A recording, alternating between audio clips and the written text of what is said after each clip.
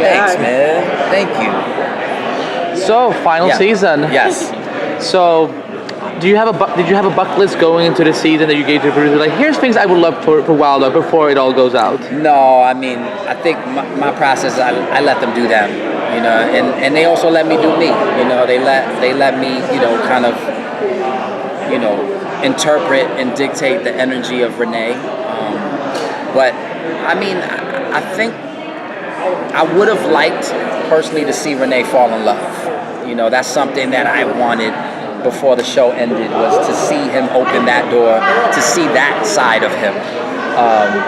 You know, we saw him with his wife and how she dies tragically, but I felt like last season would have been a nice opportunity to kind of see him, you know, with Oliver's half-sister maybe fall in love and open that door. But that never happened. Didn't happen. She was evil. She was bad. And so, you know, I do love the idea of him just being a dad, and we've seen that, you know. His daughter is the love of his life. Yes, she is. Yes, she is. And in regards to Zoe, you know, we have a pretty big gap now to fill of her being a child in the present day storyline to jump to the future where she is this total badass, has a very, at least as we saw in the beginning of season 7, had a very different relationship to Renee than she did when she was a kid.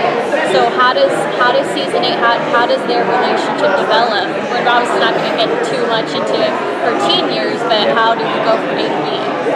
Right. I mean, that's a very good question. You know, we have 10 episodes, so and there's only so much real estate we have to kind of cover that.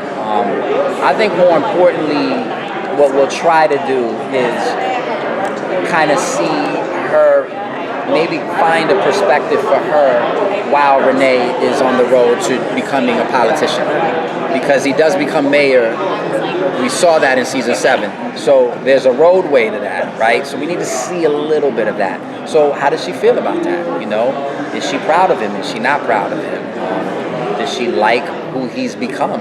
You know, obviously we see that she doesn't in the future. So we'll probably see a little bit of that. Are we going to see her journey of becoming Black Mary this season?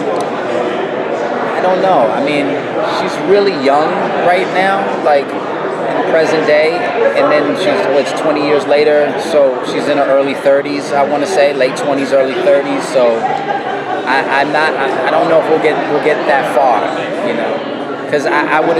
Then we'll have to find out like when exactly she became the canary in her life for us to know. So that's difficult.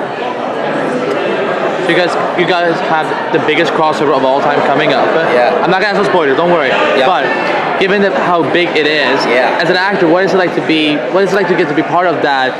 You know, as Arrow goes out, and also ending on one of the biggest storylines of all time. It's incredible. It's you know, very grateful to be a part of something.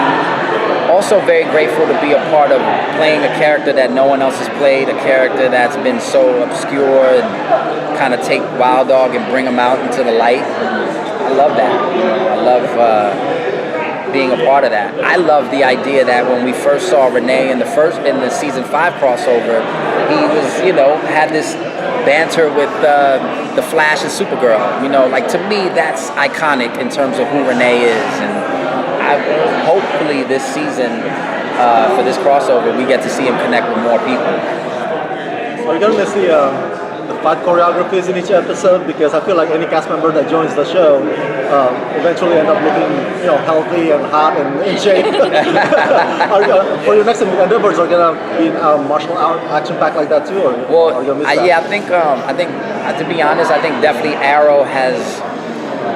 And again, I said this on a panel, it was like Steven set the tone, right? Like he came in here as an athlete and brought something to Oliver.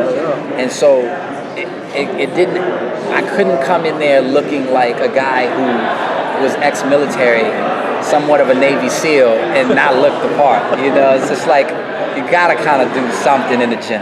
You know, throw a weight around or something. You know, don't waste your time in there, okay?